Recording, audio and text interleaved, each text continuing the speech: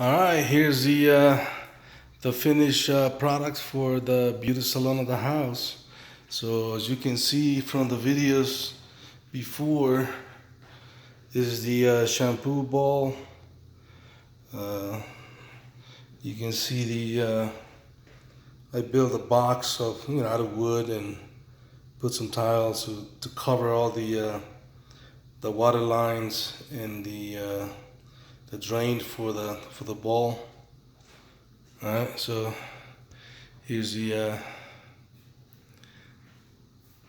station, the barber's chair. Got the mirror with the shelf there.